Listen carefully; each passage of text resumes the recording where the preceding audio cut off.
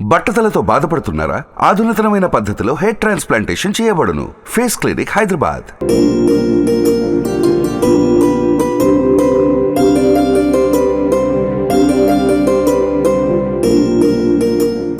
Hi hello, welcome to Suman TV. నేను మీ Roshan. So present మనం శ్రీ లక్ష్మీ నరసింహస్వామి దేవస్థానం Nallamala forest అనమాట. ఇది కంప్లీట్గా మీరు ఒకసారి ఈ వ్యూ చూస్తే అర్థమవుతుంది. కంప్లీట్గా లక్ష్మణ్ ఒకసారి వ్యూ చూపిస్తే అర్థమవుతుంది. ఈ టెంపుల్ యొక్క ప్రత్యేకత ఏంటి అనేది కూడా చాలామంది చాలా విధాలుగా చెప్తున్నారు ఈ ప్రాంతంలో. అండ్ ఈ ప్రాంతానికి ఎలా రావాలి అంటే, మీరు గిద్దలూరు నుంచి నంద్యాల వెళ్ళే ఫారెస్ట్ ఈ రోడ్లో మీకు ఈ టెంపుల్ కనిపిస్తుంది అనమాట. మీకు ఎలాంటి కోరికలు కోరుకున్నా కానీ, కష్టాల్లో ఉన్న వాళ్ళు ప్రతి ఒక్కళ్ళు కూడా ఈ టెంపుల్కి వస్తూ ఉంటారు అని చెప్తున్నారు. చూస్తే ఒకసారి మీరు ఈ టెంపుల్ ప్రత్యేకత ఏంటి అంటే, అక్కడ ఒక జలపాతం అనేది పారుతూ వస్తుందంట. అంటే వర్షాలు వచ్చినప్పుడు కానీ పైనుంచి వాటర్ ఫ్లో అనేది ఇక్కడ మనకు చూపిస్తాను. లోపల ఫాల్స్ కూడా ఉందంట. అంటే ఇప్పుడు ఎండాకాలం కాబట్టి ఇప్పుడు రావట్లేదని చెప్తున్నారు. ముఖ్యంగా వజ్రాలు దొరుకుతాయంట. చాలామంది వర్షాలు పడినప్పుడు ఆ జలపాతం ప్రవహించేటప్పుడు ఈ ప్రాంతానికి రావటమే కాకుండా ఈ లక్ష్మీనరసింహస్వామి దర్శనం చేసుకొని అట్ ది సేమ్ టైం ఆ వాటర్ ఫాల్స్ దగ్గరికి వెళ్ళి అక్కడ కూడా స్నానం చేసి చాలామందికి వజ్రాలు కూడా దొరికాయని చెప్తున్నారు. అండ్ నిజంగా ఆ వజ్రాలు అసలు ఎలా దొరుకుతాయి, ఎక్కడి నుంచి, అంటే మేబీ ఈ కొండల్లో ఏమన్నా వజ్రాల గృహాలు ఏమైనా ఉన్నాయా, అండ్ సొరంగాలు ఏమైనా ఉన్నాయా, అక్కడి నుంచి వర్షాలు పడినప్పుడు ఆ వాటర్ ఫ్లో వచ్చినప్పుడు ఆ సొరంగంలో నుంచి ఉన్న వజ్రాలు ఈ మార్గం మీదుగా ఫ్లో అవుతూ ఈ జలపాతంలోకి వస్తున్నాయా, ఇలాంటివి చాలా రహస్యాలు తెలుసుకోవాల్సింది ఉంది ఈ ప్రాంతంలో. మీకు చూస్తే కనిపిస్తుంది ఆ టెంపుల్ ఆకారం కూడా ఒక కొండలో ఉందన్నమాట. టెంపుల్ షేప్ కూడా ఒక కొండని ఇలా ఒక కొండని ఎక్కడ కూడా దాన్ని పగలగొట్టకుండా కింద సొరంగ మార్గంగా ఈ టెంపుల్ని ప్రతిష్టాపించడం జరిగిందనమాట. అంటే అది ఆర్టిఫిషియల్గా చేశారా, లేకపోతే గత వేల సంవత్సరాల హిస్టరీ ఉందని చెప్తున్నారు ఈ టెంపుల్కి. ఒకసారి ఈ టెంపుల్ ప్రత్యేకత ఏంటి అసలుకి అంటే, చాలా పవర్ఫుల్ అంట ఈ లక్ష్మీ నరసింహస్వామి. చాలామంది ఎమ్మెల్యేసు, ఎంపీసు, మినిస్టర్లు, పెద్ద పెద్ద వివిఐపీలు కూడా పనిగట్టుకొని ఇక్కడికి వస్తూ ఉంటారు అని చెప్తున్నారు. అండ్ ఆ కొండని అలానే ఉంచి ఆ సొరంగ మార్గంలో నుంచి ఆ దేవుడు అక్కడే ప్రతిష్టాపించడం జరిగింది, అక్కడ వెలిచారని చెప్తున్నారు. దానిపైన ఒక గోపురం లాంటిది నిర్మించారు అన్నమాట ఇక్కడ. ఒకసారి లోపలికి వెళ్దాం, అయ్యవారిని అడుగుదాం. చూస్తున్నాం కొన్ని డెవలప్మెంట్ వర్క్స్ కూడా అవుతున్నాయి ఇక్కడ. ఇంతకుముందు అయితే ఈ బ్రిడ్జి కూడా లేదంట. కాశీనాయన రెడ్డి అంటే ఈ టెంపుల్ లోపలికి వెళ్ళడానికి వచ్చిన భక్తులు ఇబ్బంది పడుతున్నారని చెప్పేసి గత 2012-13లో ఈ బ్రిడ్జిని కట్టారని చెప్తున్నారు.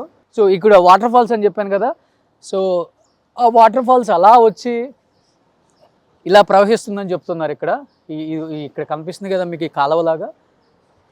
అంటే మనకు కనీసం ఎటువంటి సదుపాయం కూడా లేదనమాట. ఒక నిజంగా దేవుళ్ళు ప్రతిష్టాపించడం కన్నా కూడా వెలిసిన విగ్రహాలకి పవర్ఫుల్ విగ్రహాలు చాలా ఉంటాయి. ముఖ్యంగా ఆంధ్రప్రదేశ్లో కూడా చాలానే ఉన్నాయి. బట్ ఈ గవర్నమెంట్లో ఇలాంటి టెంపుల్స్ని ఎక్కడున్నాయో అని పరిశోధించి కొన్ని డెవలప్మెంట్ వర్క్స్ కూడా చూస్తున్నాం. మార్కాపురంలో కూడా 12 కోట్లు పెట్టి డెవలప్మెంట్ చేస్తున్నారు. అండ్ ఇది నంద్యాల కాన్స్టిట్యున్సీ కింద వస్తుంది అనుకుంటా. ఇక్కడ కూడా డెవలప్మెంట్ పనులు చూస్తున్నాం. బట్ ఎక్కడ కూడా పురాతనమైన టెంపుల్స్ కాబట్టి ఒక సెంటిమెంట్ ఉంటుంది. ఎక్కడ కూడా వాటిని పగలగొట్టకుండా అలానే టెంపుల్స్ని డెవలప్ చేస్తున్నారు. ఒకసారి లోపలికి వెళ్ళి ఈ టెంపుల్ అయ్యవారితో మాట్లాడదాం. అసలుకి ఈ జలపాతం ఏంటి, ఈ వజ్రాలు దొరకటం ఏంటి, దీని ప్రత్యేకతలు ఏంటి, ఇది ఎన్ని సంవత్సరాల క్రితం వెలిసిందో ఆయన మాటలో తెలుసుకుందాం ఒకసారి. నిజంగా కొన్ని దేవాలయాలు చూసినప్పుడు మనకు కూడా చాలా మంచి అనుభూతి కలుగుతుంది. అలాంటి అనుభూతి కలుగుతుంది ఇక్కడికి వచ్చినప్పుడు. చూస్తున్నాం మొత్తం కూడా నల్లమల ఫారెస్ట్లో నుంచి వెలిసిన విగ్రహం అనమాట ఇది. లక్ష్మీ నరసింహస్వామి నిజంగా కొండల మధ్య వెలిసిందనమాట. కనిపిస్తుంది మనకు లోపల కూడా. సో చాలా పురాతన కట్టడం, కొన్ని వేల సంవత్సరాల చరిత్ర కలిగిన లక్ష్మీ నరసింహస్వామి అవతారం చూస్తుంటే నిజంగా చాలా కన్నుల పండగగా ఉంది. ఆరికొల్ల గోత్రం, రోషన్ నామదేశ, వాణి నామదేశ, అన్విక అద్వైత నామదేశ, ఆయు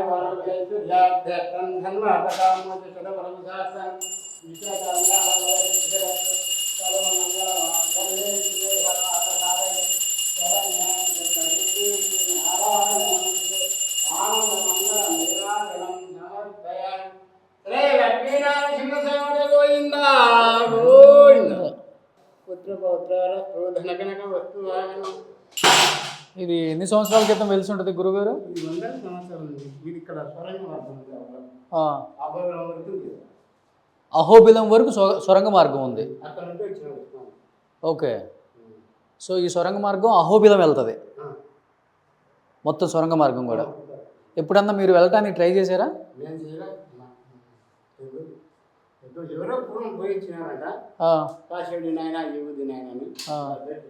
ఓకే. ఎన్ని కిలోమీటర్లు ఉంటుంది గురుగారు? ఇప్పుడు ఉల్లేళ మల్లేశ్వర స్వామి వరకు పోతుంది. అక్కడ నుండి మళ్ళా 3 స్వరంగాలు ఉన్నాయంట.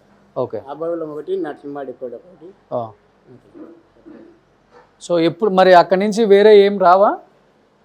అక్కడి నుంచి వేరే ఏం రావా ఇంకా ఆ సొరంగ మార్గం నుంచి? సొరంగ మార్గం నుంచి ఏం రావు ఇంకా ఏదువులన్నీ వచ్చి ఇంట్లో పండ్ల ఇంట్లో అది కొలుకుతుంటాయి. ఏదువులన్నీ ముళ్ళ పందులు అన్నీ ఉంటాయి. ఇలాగా గుహలోకి వస్తుంటాయి, గబ్బిలాలు ఉన్నాయి, అన్నీ అనాకి ఉంటాయి జంతువులు. ఇక అక్కడ బొక్క ఉంది చూడదా, అక్కడ విగ్రహాలు ఉన్నాయి దాంట్లో చిన్న బొక్క.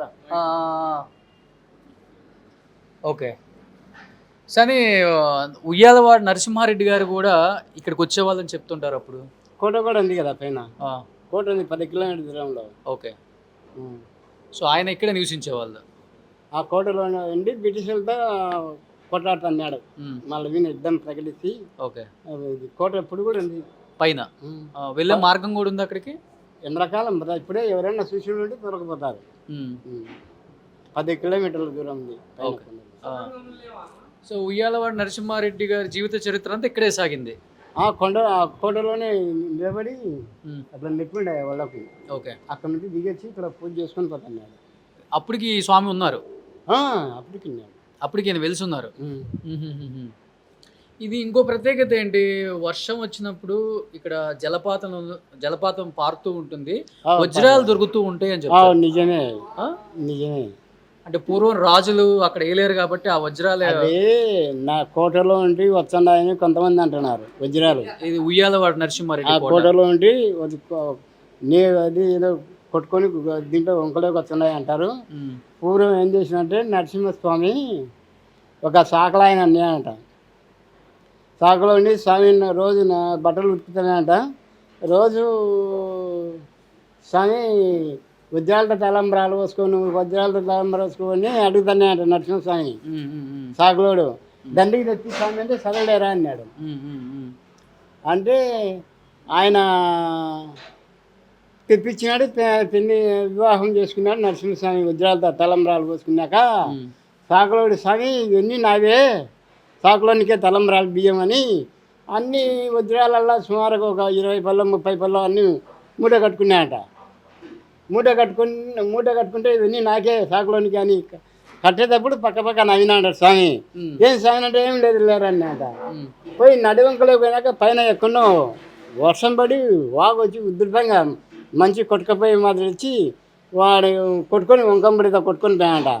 ఆ వజ్రాలే అవన్నీ పోయినాయని కొంతమంది అనుకోవడం. ఇన్ని సంవత్సరాల నుంచి ఉన్నారు కదా, ఎప్పుడన్నా జలపాతం వచ్చినప్పుడు వజ్రాలు చూసారా మీరు? వజ్రాలు మంచి దొరికిన వాళ్ళు చూపిస్తున్నారు కదా, చూపించినారు. అన్న అల్లుని చెరువుల్లో కూడా ఉన్నాయి అవి. సో ఆ వజ్రాలు అనేవి ఇప్పటికి దొరుకుతూనే ఉంటాయి. దొరుకుతాయి. అయితే అప్పుడు మాదిరి ఖరీదైన వజ్రాలు దొరకడంలా ఇప్పుడు 50,000 60,000 70,000 ఒక్కొక్క వజ్రం చిన్నవి. అప్పుడు లక్షలు 3 లక్షలు 4 లక్షలు. కానీ పైన రాజులు ఏలున్నారు కాబట్టి అక్కడ పైనుంచి ఏమైనా వచ్చే అవకాశం కూడా ఉండొచ్చు. కోటలు ఉన్నాయని చెప్తారు. అదే నరసింహస్వామి ఇట్లా పెళ్లి చేసుకుని ఆ వజ్రాల సాకులో కొట్టుకుపోయినాయి కాబట్టి అవి దొరుకుతున్నాయని కొంతమంది వద్దని. ఇక్కడ నుంచి అహోబిలం ఎంత దూరం ఉంటుంది గురు స్వామీజీ? అహోబిలం 60 ఉంటుంది, 60 కిలోమీటర్లు. 60 కిలోమీటర్లు. సో 60 కిలోమీటర్లు అంటే అక్కడ గాజులపల్లి ఎక్కాలంటే మాదాపురం రూట్లో పోతుంది. 60 కిలోమీటర్లు కూడా స్వామి దగ్గర నుంచి సొరంగం ఉంది అక్కడికి. ఇక్కడ నుండి ఇట్లా మొత్తం లోపలికి. సో ఆ కొండ కింద నుంచి సొరంగం ఎక్కడ ముందు పోతాడో లోయాకి పోయినాక ఎన్ని దారులు ఉన్నాయి ఎవరికి తెలుసు. మార్నింగ్ ఈ శివుణ్ణి దర్శించుకోవాలని వస్తున్నాయట. ఇటుకు వచ్చాక తెల్లదన్న కోడి విషయాక నిలబడిపోయినాడు అట్లా. ఇక్కడే వెలిసిపోయారు ఆయన. సో ఇక్కడ వెలిసిన విగ్రహం ఇది అయితే. అక్కడనే స్వయంభూ ఇక్కడ నిలబడిపోయినాడు స్వామి.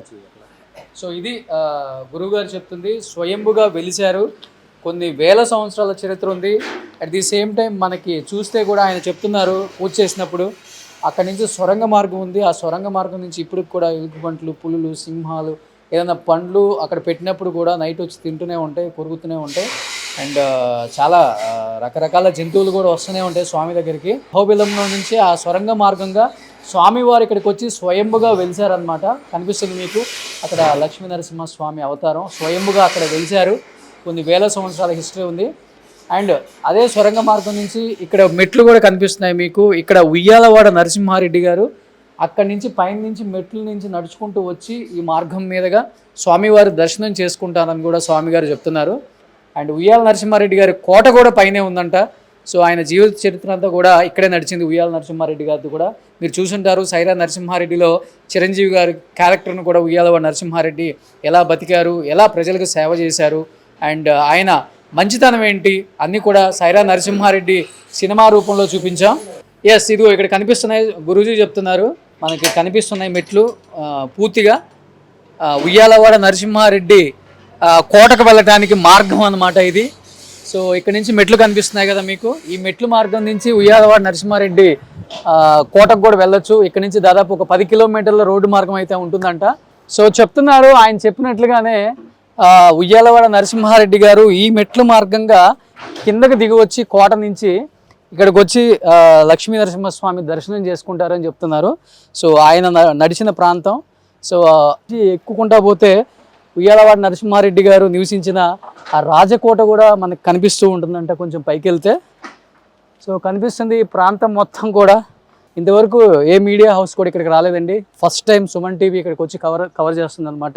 ఇంతవరకు ఎవరు కూడా వెళ్ళే ప్రయత్నం అయితే చేయలేదంటే ఈ మెట్ల మార్గంగా. ఫస్ట్ టైం నేను కూడా సాహసం చేస్తున్నాను. ఇలా కొంచెం ముందుకెళ్తే మనకి ఉయ్యాలవాడ నరసింహారెడ్డి గారు ఎక్కడ నివసించారో ఆ ప్రాంతం కూడా కనిపిస్తుంది, ఆ కోట. ఆ కోటను కూడా మీకు చూపించే ప్రయత్నం అయితే చేస్తాను. సో ఇదే మార్గం గుండా వచ్చే వాళ్ళు కనిపిస్తుంది మీకు, అదిగో దూరంలో కనిపిస్తుంది కొంచెం ఉయ్యాలవాడ నరసింహారెడ్డి కోట కూడా ఎలా ఉంటుంది ఏంటి అనేది. సో అప్పుల్లో రాజులు రాజ్యాలని ఎలా ఏలారు, వాళ్ళు ఎలా బతికారు, వాళ్ళ వైభోగం ఏంటి, ఇలా హిస్టరీ తెలుసుకోవాలంటే మనం ఈ మధ్య వస్తున్న సినిమాలు చూస్తే మాత్రమే తెలుస్తుంది. సైరా నరసింహారెడ్డి ద్వారా ఆయన ఎలా బతికారు, ఆయన వైభోగం ఏంటి అనేది చిరంజీవి గారు మనకి స్క్రీన్ మీద చూపించారు. మరి ఆయనకు ఆ క్యారెక్టర్ ఎందుకు చేయాలనిపించిందో, ఎక్కడ ఇన్స్పైర్ అయ్యారో ఆయన గురించి తెలుసుకొని మనకైతే తెలియదు. కానీ హ్యాట్సప్ టు యూ చిరంజీవి గారు. ఒక మంచి క్యారెక్టర్ని, ఒక మంచి కథని మా అందరికి అందించారు, ఆయన గొప్పతనాన్ని. సో మీరు చేసిన సినిమాలోని ఆ ఉయ్యాలవాడ నరసింహారెడ్డి గారి చరిత్ర ఇక్కడి నుంచే స్టార్ట్ అయింది. సో ఆయన నివసించిన ప్రాంతం, ఆయన కోట, సో వాళ్ళు ధరించిన వజ్రాలే కావచ్చు. సో జలపాతాలు వచ్చినప్పుడు మనకి ఆ వాటర్ ఫ్లోతో ఆ కోటలో ఉన్న వజ్రాలు కావచ్చు, అండ్ ఆ కోటలో ఉన్న కొన్ని విలువైన ఆభరణాలు కావచ్చు, అండ్ వాటర్ ద్వారా ఇలా ఫ్లో అవుతుంది. ఇదిగో జలపాతం కొంచెం ఇప్పుడు దాన్ని డెవలప్ చేస్తున్నారు, మీకు కనిపిస్తుంది చూడండి. అక్కడ వర్క్ జరుగుతుంది, వాటర్ ఫాల్స్ అక్కడే. అంటే ఇంతకుముందు పెద్దగా డెవలప్మెంట్ లేదు కాబట్టి నార్మల్గా కొండల మధ్య నుంచి వాటర్ వచ్చేస్తుంది అనమాట. ఇప్పుడు డెవలప్ చేశారు కాబట్టి ఆ టెనల్స్ కూడా కడుతున్నారు కదా. ఇప్పుడు ఎప్పుడైనా వర్షం పడితే ఆ పైనుంచి వాటర్ అనేది ఫ్లో అనేది ఇక్కడికే వస్తుంది అనమాట. అహోబిలం నుంచి ఆ గృహ ద్వారా స్వామివారు వచ్చి ఇక్కడ స్వయంభుగా వెలవటం అనేది మామూలు విషయం కాదు. కొన్ని వేల సంవత్సరాల క్రితం వచ్చారంట. ఇప్పటికీ ఆ సొరంగ మార్గం అలానే ఉంది, వీళ్ళు క్లోజ్ చేయలేదు. ఇప్పటికీ ఆ సొరంగ మార్గం ద్వారా ఎలుగుబంట్లు, తోడేళ్ళు, పులులు, సింహాలు ప్రతిదీ వచ్చి స్వామి దగ్గర నైవేద్యం కానీ పండ్లు కానీ అన్నీ కూడా తింటాయని చెప్తున్నారు. ఇంతకుముందు నేను దర్శనం చేస్తున్నాను కదా, స్వామివారి దర్శనం. ఇదే కొండ, ఇది టెంపుల్ కాదు, ఊరికే నమూనా కోసం ఒక చిన్న గోపురం కట్టారు తర్వాత. సో ఈ కొండని, అంటే కొండ ఇన్ ద సెన్స్ ఇది సొరంగం అనమాట, ఇది సొరంగ మార్గమే.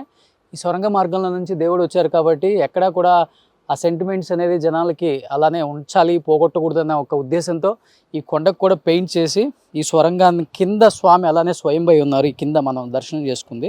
సో తర్వాత కొంచెంగా ఈ టెంపుల్ని డెవలప్ చేసుకుంటూ వెళ్తున్నారు. ఇప్పుడున్న దేవాదాయ శాఖ కావచ్చు, గవర్నమెంట్స్ కావచ్చు. సో ఇంతకుముందు రావడానికి కూడా చాలా ఇబ్బందిగా ఉండేది ఈ రోడ్డు మార్గంలో అని చెప్పేసి ఫ్లైఓవర్ ఒక దాత వేయించారని చెప్పారు. అండ్ ఇప్పుడు వాటర్ ఫాల్స్కి కూడా అక్కడ మనకి డ్యామ్స్ కడుతున్నారు. అండ్ ఇది లక్ష్మీ నరసింహస్వామి గొప్పతనం. ప్రతి ఒక్కరు కూడా లక్ష్మీ నరసింహస్వామిని అంతలా పూజిస్తున్నారు, అంతగా ఆరాధిస్తున్నారు. అంటే ఆయన గొప్పతనం ఏంటో ఇక్కడికి వచ్చిన తర్వాత అర్థమవుతుంది. ఆయన మహిమలు ఏంటి, ఆయన అంత పవర్ఫుల్ గాడ్ అనేది మనకు పూర్తిగా అర్థమవుతుంది. అండ్ చూస్తున్నాం ప్రతిదీ కూడా ఎక్కడ చెక్కు చెదరకుండా ఆ రోజుల్లో రాజులు దేవుళ్ళు ఎలా పరిపాలించారు, ఎలా ఇక్కడికి వచ్చి స్వయం అయ్యారు, అది ఏమాత్రం ఆ పురాతన కట్టడాలకు సంబంధించినవి ఏమాత్రం తీసిపోకుండా వాటిని అలానే ఉంచుకుంటూ ప్రజల మనోభావాలను దెబ్బతీయకుండా చాలా నిబద్ధతగా పాటిస్తున్నారనమాట. చూస్తున్నాం లక్ష్మీ నరసింహస్వామి యొక్క గొప్పతనం. సో చాలా అంటే ఎటువంటి ఇబ్బందులు ఉన్నా కానీ ఈ గుడికి వస్తే కోరికలు తీరుతాయన్న ఒక సెంటిమెంట్ అయితే చాలామందికి ఉంది. చాలామంది వస్తూ ఉంటారు. అండ్ ముఖ్యంగా జలపాతం అప్పుడైతే ఇక్కడంతా ఫుల్ నిండిపోతారు జనం. అంటే వజ్రాలు దొరుకుతాయి అనే ఉద్దేశం కాదండి, నిజంగానే వజ్రాలు దొరుకుతాయా, చెప్పేది నిజమా కాదని చూడటానికి వచ్చే వాళ్ళు కూడా ఉంటారు.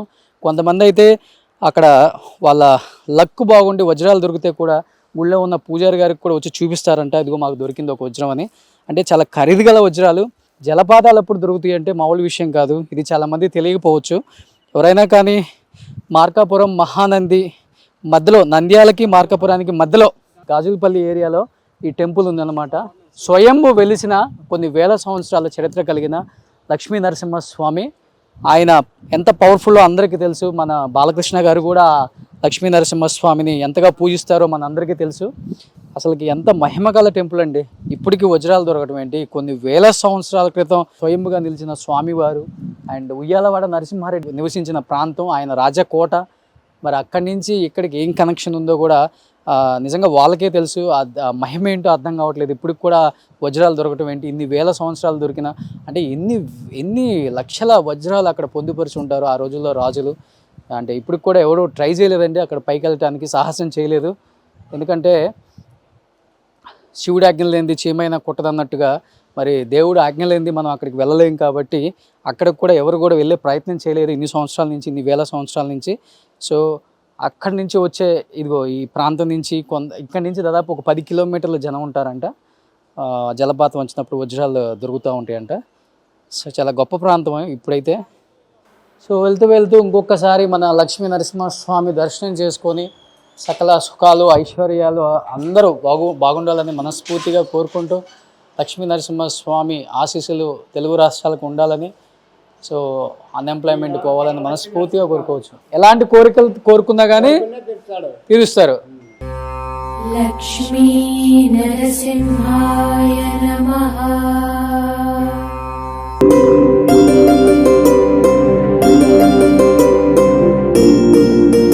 సో అక్కడ చెప్పినట్లుగా వాళ్ళు ఆ జలపాతం అనేది ఇలా ప్రవహిస్తుంది ఈ వాగు మార్గం ద్వారా. సో ఇలా ప్రవహించినప్పుడు ఆ టెంపుల్ దగ్గర నుంచి కూడా ఇదంతా కూడా జనంతో నిండిపోతుందంట. చుట్టుపక్కల ప్రాంతాల వాళ్ళు మొత్తం కూడా వస్తారు, ఎక్కడి నుంచో. అంటే ఈ జలపాతాన్ని చూడటానికి మాత్రమే కాదు, అసలు ఈ జలపాతంలో నిజంగా వజ్రాలు దొరుకుతాయి అని చెప్పారు కాబట్టి దొరుకుతాయా లేదా అని టెస్ట్ చేయడానికి వచ్చే వాళ్ళు కూడా ఉన్నారు. చాలామందికి దొరుకుతాయి అంట. అంటే ఆ జలపాతం వచ్చినప్పుడు కొండ మీద నుంచి చాలా రాళ్ళు కూడా వస్తాయి కాబట్టి కనిపిస్తుంది కదా మీకు, ఈ ప్రాంతం అంతా కూడా రాళ్ళతో నిండిపోయింది. అండ్ వీటి మధ్యలోనే వజ్రాలు కూడా కొట్టుకుంటూ వస్తాయి కాబట్టి దొరికిన వాళ్ళకి చాలామందికి దొరుకుతూనే ఉంటాయంట. సో కనిపిస్తుంది మొత్తం కూడా అక్కడ వాటర్తో కూడా నిండిపోయింది చూడండి. సో అంటే వర్షం వచ్చినప్పుడు, జలపాతాలు వచ్చినప్పుడు మాత్రమే వజ్రాలు దొరుకుతుంటాయి. ఇప్పుడు మీకు కుదిరితే ఈ రాళ్ళల్లో కూడా దొరకచ్చు. అండ్ ముఖ్యంగా ఉయ్యాలవాడ నరసింహారెడ్డి క్యారెక్టర్ మీరు చిరంజీవి గారు చూశారు కాబట్టి ఆ సినిమాలో ఆయన ధరించిన అవన్నీ చూసినప్పుడు తెలుస్తుంది మీకు ఆ వజ్రాలు కూడా ఎంత విలువైన వజ్రాలు వాడేవాళ్ళు. సో ఆ కోట నుంచి అన్ని వజ్రాలు వర్షం పడినప్పుడు ఇలా కొట్టుకుంటూ వస్తాయి అన్నమాట.